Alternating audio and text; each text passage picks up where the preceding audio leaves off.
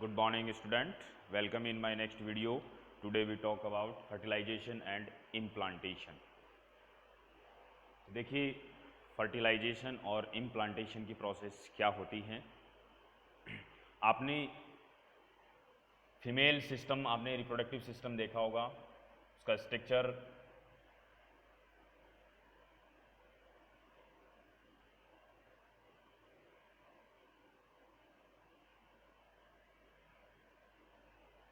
ये आपने स्ट्रक्चर देखी होगी।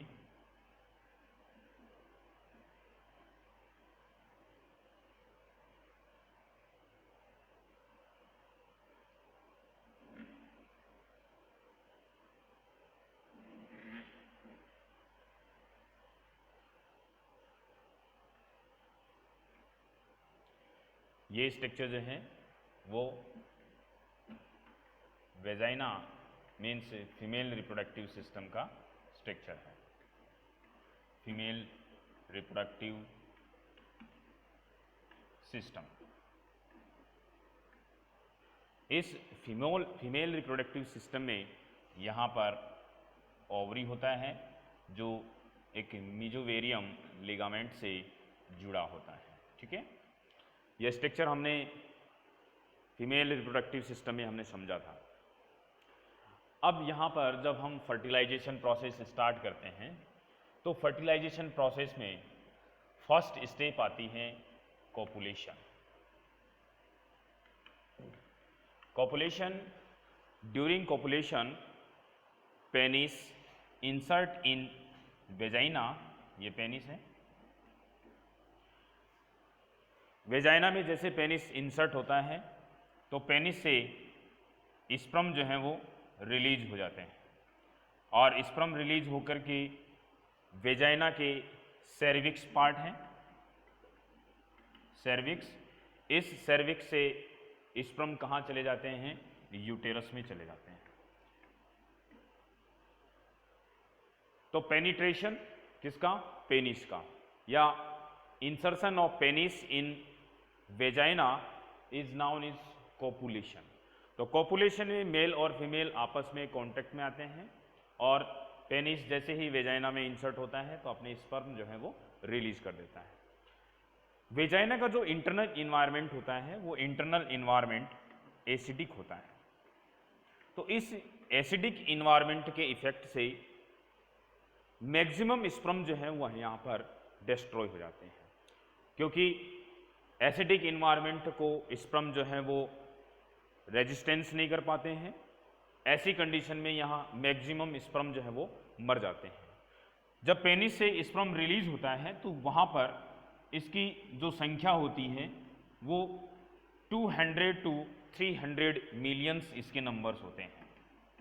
इतनी संख्या के अंदर ये स्पर्म जो है यहाँ रिलीज होते हैं, लेकिन एसिडिक इन्वायरमेंट से धीरे धीरे ये खत्म होकर के यहाँ पर स्पर्म की संख्या जो है वो डिक्रीज हो जाती है। जैसे ही स्पर्म यहाँ इस यूटेरस रीजन में पहुँचते हैं तो यूटेरस रीजन के अंदर यहाँ कैपिसिटेशन की प्रोसेस होती है। वो कैपिसिटेशन की प्रोसेस कैसे होगी, देखिए, आपने यूटेरस की जब लेयर आपने पढ़ी थी तो यूटेरस लेयर के अंदर सबसे आउटर जो लेयर होती है यूटेरस की, आउटर लेयर, इस आउटर लेयर को बोलते हैं पेरीमेट्रियम। आउटर लेयर को क्या बोलते हैं, पेरीमेट्रियम। ठीक है, below to perimetrium layer is consist by involuntary muscles. ये इनवॉलंटरी मसल्स हैं। इनवॉलंटरी मसल्स लेयर की बनी हुई ये मस्कुलर लेयर होती है। इस मस्कुलर लेयर को बोलते हैं मायोमेट्रियम। ये मस्कुलर लेयर है।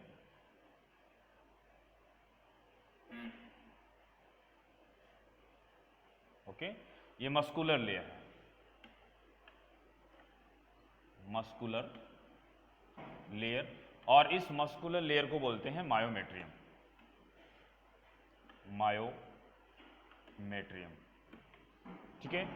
मायोमेट्रियम के नीचे, बिलो टू मायोमेट्रियम, जो लेयर होती है उस लेयर को बोलते हैं एंडोमेट्रियम। ये एंडोमेट्रियम होता है।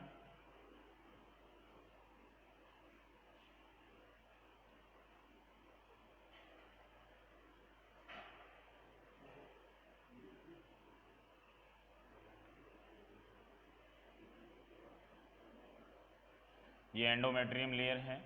ओके, ये रेड कलर जो है वो कंप्लीट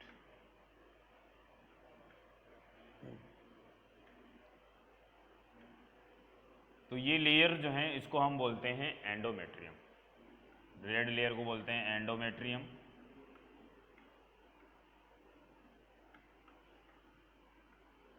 एंडोमेट्रियम लेयर। अब इस एंडोमेट्रियम लेयर से यहां से कुछ वेजाइनल सिक्रेशन होता है। क्या होता है? Vaginal secretion. इस वेजाइनल सिक्रेशन में जो वेजाइनल सिक्रेशन है, वेजाइनल सिक्रेशन, इस वेजाइनल सिक्रेशन का जो फ्लूइड होता है वो फ्लूइड स्पर्म के हेड पार्ट की मेम्ब्रेन को डिजोल्व कर देता है। डिजोल्व करने से हेड पार्ट पर जो रिसेप्टर होते हैं, ओवम रिकॉग्नाइजेशन रिसेप्टर, उस ओवम रिकॉग्नाइजेशन रिसेप्टर को फ्री कर देते हैं। देखिए नेक्स्ट स्टेप में ये हमारा ओवरी का पार्ट है, ये है स्पर्म। यूटेरस के अंदर इस कंडीशन के अंदर स्पर्म जो है वो इंसर्ट होता है। ये स्पर्म है। स्पर्म की जो आउटर लेयर है, इस आउटर लेयर पे ये एक मेम्ब्रेन है। ठीक है, इस मेम्ब्रेन से हेड पार्ट पर जो रिसेप्टर हैं वो रिसेप्टर यहां पर छुपे हुए होते हैं। रिसेप्टर यहां पर ओपन नहीं होते हैं, रिसेप्टर यहां मेम्ब्रेन के थ्रू क्लोज्ड होते हैं। जैसे ही यहां पर वेजाइनल सिक्रेशन सिक्रेट होता है, वेजाइनल सिक्रेशन, इस वेजाइनल सिक्रेशन के फ्लूइड की प्रेजेंस में मेम्ब्रेन जो है वो ब्रेक होती है और रिसेप्टर यहां पर ओपन हो जाते हैं। ये रिसेप्टर हैं, इनको बोलते हैं ovum recognition receptor. Ovum recognition receptor यहां पर ओपन हो जाते हैं। इस कंडीशन के अंदर यहां पर इस स्पर्म को बोलते हैं कैपिसिटेटेड स्पर्म। ये कैपिसिटेटेड स्पर्म जो है फॉर्म हो चुका है। अब कैपिसिटेटेड स्पर्म जो है वो यहां पर प्रिपेयर हो चुका है, prepare for fertilise to ovum. Ovum को फर्टिलाइज करने के लिए कैपिसिटेटेड जो स्पर्म है वो प्रिपेयर हो चुका है। तो सबसे पहले हमने कोपुलेशन स्टेप देखी, कोपुलेशन, और कोपुलेशन के बाद नेक्स्ट स्टेप हमने देखी कैपिसिटेशन। कैपिसिटेशन के अंदर स्पर्म जो है वो एबल हो चुका है, एबल टू फर्टिलाइज ओवम। तो कैपिसिटेशन की अगर हम डेफिनेशन देखें कि कैपिसिटेशन होता क्या है, capacitation is a ability of sperm to fertilise ovum. Ovum को फर्टिलाइज करने के लिए स्पर्म की जो क्षमता होगी, एबिलिटी होगी, उस एबिलिटी को बोलते हैं कैपिसिटेशन। तो कैपिसिटेशन की प्रोसेस कैसे होगी? स्पर्म वेजाइना में इंसर्ट हुआ, देखिए ये वेजाइना में इंसर्ट हुआ, तो वेजाइना का यहाँ पर जो एसिडिक इन्वायरमेंट है कुछ स्पर्म को तो नष्ट कर देता है, कुछ स्पर्म यूटेरस में पहुँचते हैं। यूटेरस में जैसे ही पहुँचते हैं तो यहाँ कैपिसिटेशन की प्रोसेस स्टार्ट होती है। वो कैपिसिटेशन की प्रोसेस स्टार्ट होती है तो वहाँ क्या होता है, यूटेरस के अंदर वेजाइनल सिक्रेशन रिलीज होगा। उस सिक्रेशन की प्रेजेंस से यहाँ पर स्पर्म के हेड पर जो प्लाज्मा मेम्ब्रेन है, क्योंकि स्पर्म जो है प्लाज्मा मेम्ब्रेन से कोटेड होता है, ये प्लाज्मा मेम्ब्रेन का कोट है स्पर्म पर, आप देख रहे हैं ब्लैक लाइन जो है वो प्लाज्मा मेम्ब्रेन है। तो इस सिक्रेशन की प्रेजेंस से प्लाज्मा मेम्ब्रेन क्या हो जाती है, डिजोल्व हो जाती है। प्लाज्मा मेम्ब्रेन जैसे ही डिजोल्व होती है तो हेड पार्ट के जो ओवम रिकॉग्नाइजेशन रिसेप्टर है वो रिसेप्टर ओपन हो जाते हैं, और रिसेप्टर जैसे ही ओपन होते हैं तो कैपिसिटेटेड जो स्पर्म है वो कैपिसिटेटेड स्पर्म में बदल जाता है। इसको बोलते हैं ई कैपिसिटेटेड स्पर्म। तो ई कैपिसिटेटेड स्पर्म जो है वो कैपिसिटेटेड स्पर्म में बदल जाता है। अब capacitated sperm have ability to fertilise ovum, तो यहां पर ये कैपिसिटेड स्पर्म जो है वो फर्टिलाइज करने के लिए एबल हो जाता है। ठीक है, अब देखिए नेक्स्ट, जब कैपिसिटेशन हो जाता है तो कैपिसिटेशन के बाद में नेक्स्ट स्टेज आती है फर्टिलाइजेशन। ठीक है, तो जैसे ही फर्टिलाइजेशन होता है तो स्पर्म जो है वो मूवमेंट करता हुआ कहां पहुंच जाएगा, उसके वेजाइना के पास में, ओवम के पास में पहुंच जाएगा। देखिए ये हमारे फीमेल पार्ट का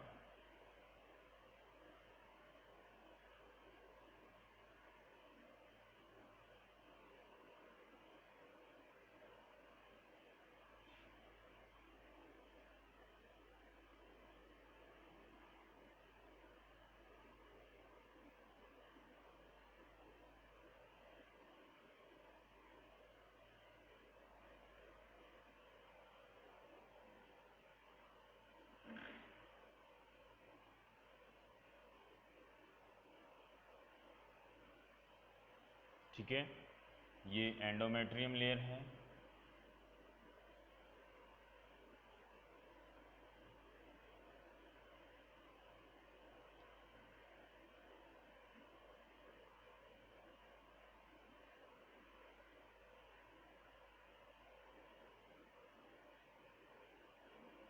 ये एंडोमेट्रियम है, ये मायोमेट्रियम है,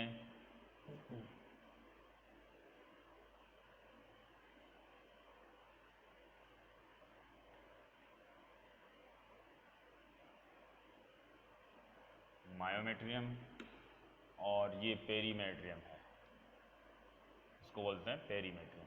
तो यूटेरस वाल जो है वो 3 लेयर्ड वाल है। ठीक है, uterus layer is 3 layered wall. ठीक है, यहाँ ओवरी है, ये ओवरी, ये एक लिगामेंट से अटैच है, मेजोवेरियम लिगामेंट। अब जैसे ही ओवुलेशन होता है, ovulation, okay, when ovulation complete, then ovary have release one egg, ovary से एक एग जो है वो रिलीज होता है इन पर मंथ। एक महीने से लेफ्ट ओवरी से एक ओवम रिलीज होता है और राइट ओवरी से नेक्स्ट मंथ एक ओवम रिलीज होता है। जैसे ही यहाँ से ओवम जो है वो रिलीज होता है तो उस ओवम को हम बोलते हैं सेकेंडरी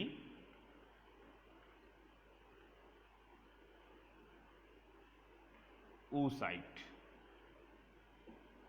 उसको हम बोलते हैं सेकेंडरी oocyte। आपको पता है हमने ओवेरियन साइकिल हमने पढ़ा तो 14वें दिन एक दिन ग्रेफियन फॉलिकल्स रप्चर होता है और सेकेंडरी oocyte रिलीज होती है। ये देखिए, ये हमने ग्रेफियन फॉलिकल्स बनाया था और उससे ये ओवम जो हैं जिसको हम बोलते हैं secondary oocyte, secondary oocyte release होती है। सेकेंडरी oocyte की यहाँ पर स्ट्रक्चर आपको पता है कि सेकेंडरी oocyte के चारों तरफ आप क्या देखते हैं, इसके चारों तरफ ये जोना पेलुसिडा लेयर है, इसको बोलते हैं जोना पेलुसिडा लेयर। और जोनू पेलुसिडा लेयर के चारों तरफ आप देख रहे हैं ये येलो कलर की और जो लेयर बनती हैं उसको बोलते हैं कोरोना रेडिएटा, उसको बोलते हैं कोरोना रेडिएटा।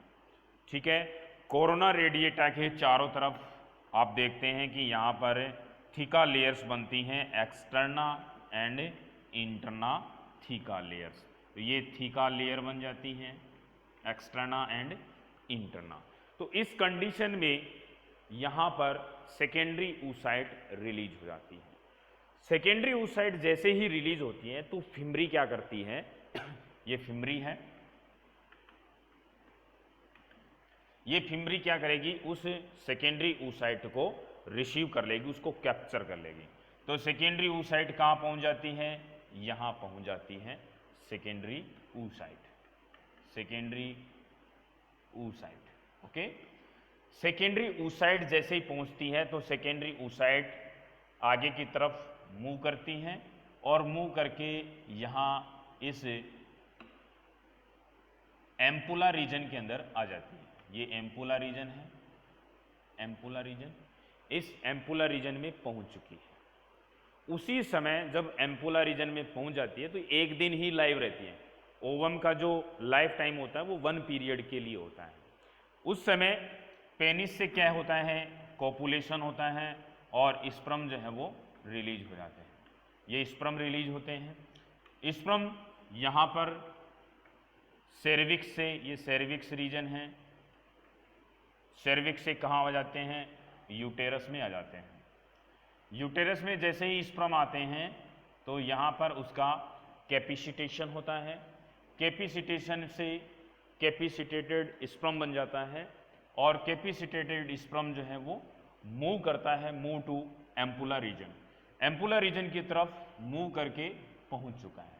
कैपिसिटेटेड की आपने स्ट्रक्चर देखी है कि कैपिसिटेटेड के जो हेड पार्ट है उस हेड पार्ट पर ओवम रिकॉग्नाइजेशन रिसेप्टर जो है वो ओपन हो जाते हैं। तो यहाँ पर ये ई कैपेसिटेड स्पर्म जो है वो ओवम के पास पहुंच चुका है। डायग्राम में देखिए, डायग्राम में देखिए ये ओवरी है हमारे पास। ओवरी जो है यहाँ मीजोवेरियम लिगामेंट से अटैच है। ओवरी से रिलीज हुआ ओवम जिसको हम बोलते हैं सेकेंडरी oocyte, ये सेकेंडरी oocyte है। सेकेंडरी oocyte मूव करता है एम्पुला रीजन की तरफ, जो स्वेल्ड पार्ट है एम्पुला रीजन।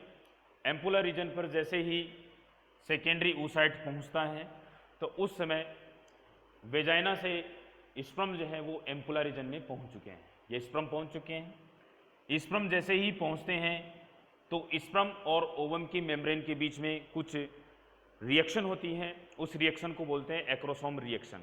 तो एक्रोसोम रिएक्शन क्या है वो देखिए। एक्रोसोम रिएक्शन, एक्रोसोम रिएक्शन के अंदर आप देख रहे हैं सबसे पहले स्पर्म आया और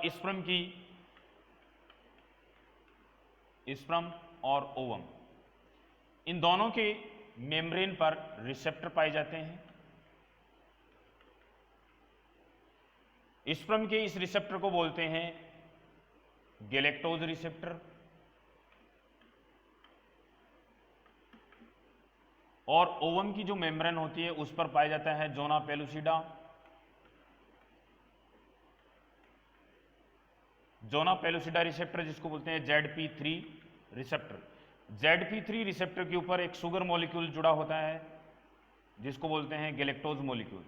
तो galactose molecule zona pellucida receptor की अटैच साइट के ऊपर जुड़ा होगा, तो इस रिसेप्टर को बोलते हैं गैलेक्टोज ZP3 रिसेप्टर। तो इन दोनों रिसेप्टर को आपस में स्पर्म और ओवम जो है वो रिकॉग्नाइज करते हैं। दोनों आपस में जैसे ही रिकॉग्नाइज करेंगे, तो रिकॉग्नाइजेशन की प्रोसेस यहां पर कंप्लीट होगी। रिकॉग्नाइजेशन प्रोसेस के अंदर स्पर्म और ओवम जो है वो स्पीसीज और स्पेसिफिक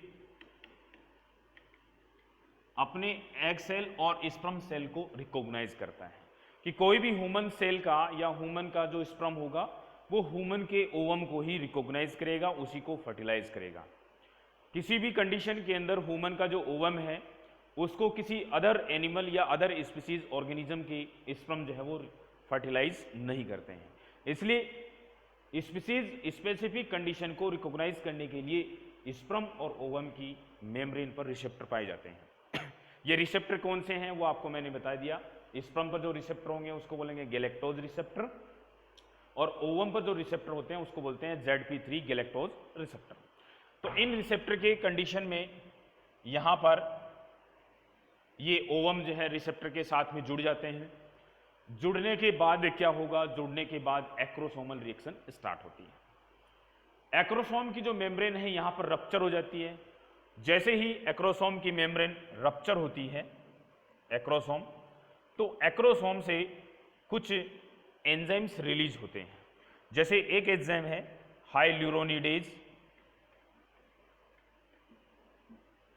हाइल्यूरोनिडेज और एक्रोसिन, ये दोनों एंजाइम यहां पर रिलीज होंगे। हाइल्यूरोनिडेज क्या करेगा? To break corona radiata cell. Corona radiata, जो कोरोना रेडिएटा सेल्स है उन सेल्स को ब्रेक करेगा। कोरोना रेडिएटा इस ओवम सेल की आउटर लेयर होती है और कोरोना रेडिएटा आपस में जुड़ी होती है। एक हाइल्यूरोनिक एक कंपाउंड होता है, उस हाइल्यूरोनिक कंपाउंड से आपस में अटैच होती है। उस अटैचमेंट को ब्रेक करने के लिए एक्रोसोम से एक एंजाइम रिलीज होगा, उस एंजाइम को बोलेंगे एक्रोनिडेज एंजाइम। एक्रोनिडेज एंजाइम किसको ब्रेक करेगा? कोरोना रेडिएटा लेयर को ब्रेक करेगा। ठीक है, नेक्स्ट जो लेयर होगी जोना पेलुसिडा, उसको कौन ब्रेक करेगा? एक्रोसिन। तो एक्रोसिन किसको ब्रेक करेगा? To break zona pellucida layer. Zona pellucida layer को ब्रेक करने के लिए एक्रोसिन होता है। तो जैसे ही जोना पेलुसिडा और कोरोना रेडिएटा की लेयर टूट जाती है, तो टूटने के बाद एक्रोसोम से एक फिलामेंट निकलता है जिसको बोलते हैं फर्टिलाइजेशन फिलामेंट या एक्रोसोम फिलामेंट, जिसको बोलते हैं fertilisation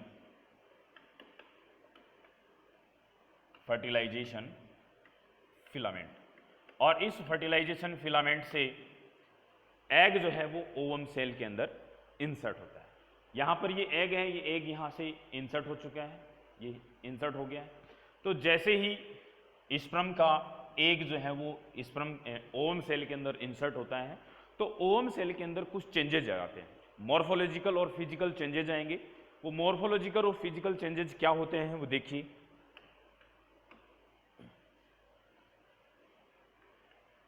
changes in ovum after insertion of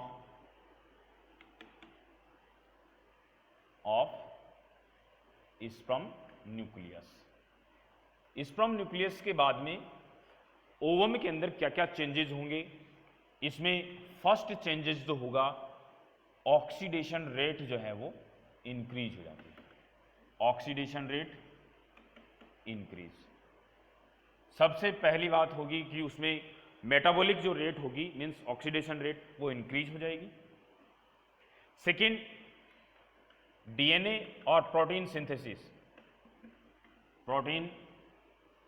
synthesis rate जो है वो इंक्रीज हो जाती है। ठीक है, next permeability for phosphorus, calcium, sodium ions के लिए इंक्रीज हो जाती है। परमिबिलिटी इंक्रीज होगी। फोर्थ कंडीशन कि कॉर्टिकल ग्रेन्यूल्स का फॉर्मेशन होता है। What is role of cortical granules? Cortical granules are useful in to stop polyembryony. Polyembryony को क्या करेगा? स्टॉप कर देगा। ठीक है, किसी एक सिंगल ओवम को मल्टी स्पर्म जो है वो फर्टिलाइज नहीं कर पाए, इस कंडीशन को रोकने के लिए कॉर्टिकल ग्रेन्यूल्स फॉर्म हो जाते हैं। तो कॉर्टिकल ग्रेन्यूल्स का फंक्शन आपको बता दिया कि टू स्टॉप पोलीएम्ब्रियोनी को स्टॉप करने के लिए कॉर्टिकल ग्रेन्यूल्स बनते हैं।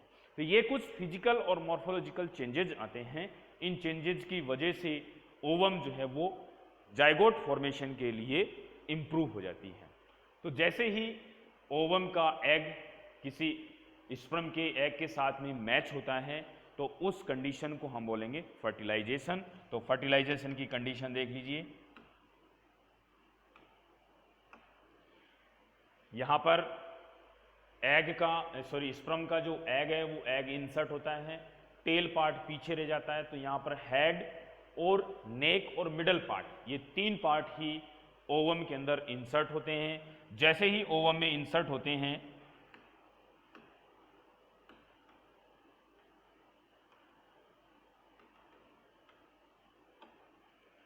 जैसे ही ओवम में इंसर्ट होते हैं तो ओवम में इंसर्ट होने से यहाँ 2 न्यूक्लियस आपको दिखाई देते हैं, जिसमें एक न्यूक्लियस जो होता है उसको हम बोलते हैं मेल न्यूक्लियस,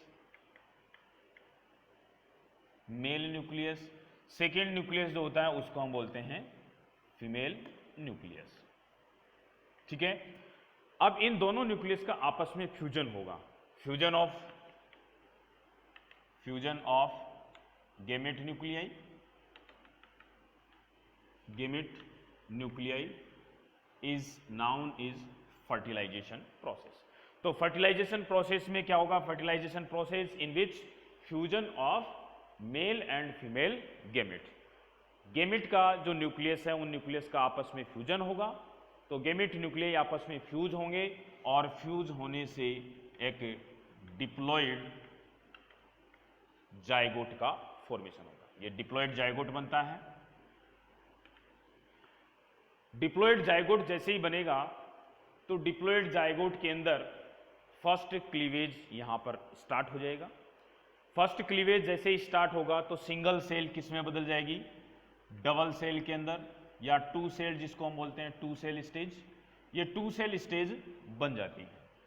2 सेल स्टेज के अंदर नेक्स्ट डिवीजन होगा, उस नेक्स्ट डिवीजन से 2 से 4 सेल्स बनेंगी। इस स्टेज को बोलेंगे 4 सेल स्टेज। और 4 सेल स्टेज के बाद में नेक्स्ट क्लीवेज डिवीजन होगा, तो उस कंडीशन के अंदर 8 to 16 सेल्स यहां पर बन जाएगी। 8 से 16 सेल्स इस कंडीशन में बन जाती है। जब 8 से 16 कंडीशन बनती है तो जाइगोट की इस कंडीशन को हम बोलते हैं मोरुला कंडीशन। ये मोरुला कंडीशन है। Morula is solid ball like structure. तो सॉलिड बॉल लाइक स्ट्रक्चर को हम बोलेंगे मोरुला, और मोरुला के अंदर सेल्स जो है वो कितनी होगी? वो 8 to 16 सेल्स नंबर उसमें प्रेजेंट होंगे। मोरुला कंडीशन बनने के लिए कितने समय लगेगी? ये समय लगेगा 3 से 4 दिन। कि जैसे ही फर्टिलाइजेशन हुआ, फर्टिलाइजेशन से लेकर के मोरुला तक आपके समय लगेंगे 3 से 4 दिन। जैसे ही मोरुला बनता है तो मोरुला के बाद में 4th डे के अंदर नेक्स्ट डिवीजन होगा। नेक्स्ट डिवीजन से 16 से 32 सेल्स बनेंगी, 32 सेल्स। जैसे ही 32 सेल्स बनती हैं तो इन सेल्स को हम बोलते हैं ब्लास्टोमियर, ब्लास्टोमियर सेल। ये ब्लास्टोमियर सेल्स बनती हैं। ब्लास्टोमियर सेल्स का मूवमेंट स्टार्ट होगा, और ब्लास्टोमियर सेल्स जैसे ही मूवमेंट होगा तो ब्लास्टोमियर सेल्स इसकी आउटर लेयर की तरफ अरेंज होगी, और अरेंज होने के बाद एक बीच में कैविटी बनेगी। उस कैविटी को बोलते हैं ब्लास्टोसील कैविटी। देखिए डायग्राम में, ये ब्लास्टुला है। ब्लास्टुला के अंदर जो ब्लास्टोमियर सेल्स हैं मोरुला की, वो सेल्स मूवमेंट करेगी, और मूवमेंट करने के बाद आउटर लेयर के रूप में अरेंज होगी। ये आउटर लेयर की फॉर्मेशन करेगी, and remaining cells of blastomere to form group of cells, और इस ग्रुप ऑफ सेल्स को बोलते हैं इनर सेल मास। ये ब्लास्टुला कंडीशन है। इस ब्लास्टुला के अंदर आउटर लेयर जो है उस आउटर लेयर को बोलते हैं ट्रोपोब्लास्ट लेयर। ठीक है, इस ग्रुप ऑफ सेल्स को बोलते हैं inner cell mass, inner cell mass. बीच में एक कैविटी बनती है, इस कैविटी को हम बोलते हैं ब्लास्टोसील कैविटी, ब्लास्टोसील कैविटी। ठीक है, ब्लास्टुला। और ब्लास्टुला फॉर्मेशन की इस प्रोसेस को बोलते हैं blastulation, blastulation. Blastulation is a process in which formation of blastula. तो ये ब्लास्टुला बनती हैं। तो ब्लास्टुला में क्या होगा? मोरुला की जो ब्लास्टोमियर सेल्स बनती हैं वो सेल्स मूवमेंट करके और एक आउटर लेयर बनाती हैं जिसको ट्रोपोब्लास्ट कहेंगे। इनर सेल्स ऑफ ग्रुप, उसको हम बोलेंगे इनर सेल मास कहेंगे, और एक कैविटी बनेगी जिसको हम बोलेंगे ब्लास्टोसील कैविटी। अब जैसे ही ब्लास्टुला बनता है तो ब्लास्टुला बनने के बाद 6 to 7 सेल्स के अंदर ब्लास्टुला जो है वो प्रिपेयर हो जाती है, रेडी हो जाती है, रेडी फॉर इम्प्लांटेशन। इम्प्लांटेशन की कंडीशन 8 to 9 डेज में, 8 to 9 days after fertilisation, fertilisation के बाद 9 से 8वें दिन क्या होगा, ये ब्लास्टुला की जो ट्रोफोब्लास्ट लेयर है उस ट्रोफोब्लास्ट लेयर की मदद से यूटेरस की एंडोमेट्रियम के अंदर जुड़ जाती है, और एंडोमेट्रियम लेयर से जैसे जुड़ती है तो उस प्रोसेस को बोलते हैं इम्प्लांटेशन। तो implantation process in which blastula attach with endometrium layer. तो यहां पर एंडोमेट्रियम लेयर से ब्लास्टुला जो है वो अटैच हो जाता है और इस प्रोसेस को हम बोलेंगे इम्प्लांटेशन प्रोसेस। अब इम्प्लांटेशन प्रोसेस के बाद में गेस्टेशन पीरियड जो है वो स्टार्ट हो जाता है, ब्लास्टुला का और डेवलपमेंट होता है और डेवलपमेंट से फीटस बन जाता है जिसको गर्भस्थ शिशु कहेंगे। और जैसे ही फीटस बनेगा तो फीटस बनने के बाद आफ्टर 9th मंथ फीटस का जो है वो वेजाइनल पोर के द्वारा आउटसाइड ऑफ बॉडी रिलीज कर दिया जाएगा जिसको हम बोलेंगे पार्चुरेशन। वो प्रोसेस हम आगे देखेंगे। तो आज का हमारा जो टॉपिक था फर्टिलाइजेशन एंड इम्प्लांटेशन वो फिनिश हुआ। तो एक बार मैं आउटलाइन फिर से आपको बता देता हूं।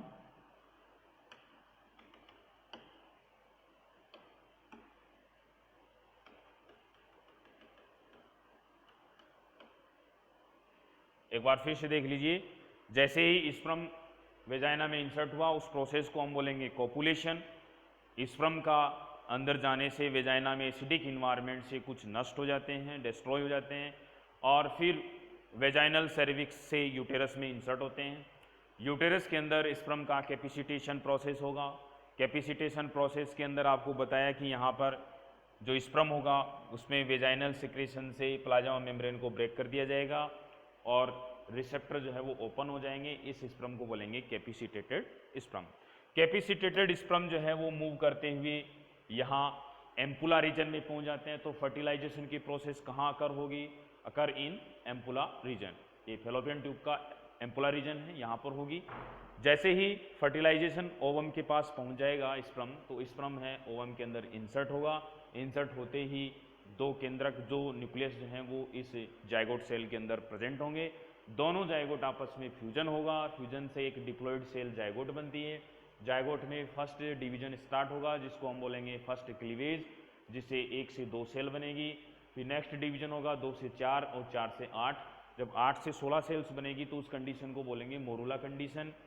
मोरुला कंडीशन से नेक्स्ट 5th डे में यहाँ ब्लास्टुला का फॉर्मेशन होगा और ब्लास्टुला जो है वो 8th to 9th डे के अंदर ब्लास्टुला यूटेरस के अंदर इम्प्लांट होगा और इम्प्लांट होने के बाद नेक्स्ट गेस्टेशन पीरियड जो है वो स्टार्ट हो जाता है।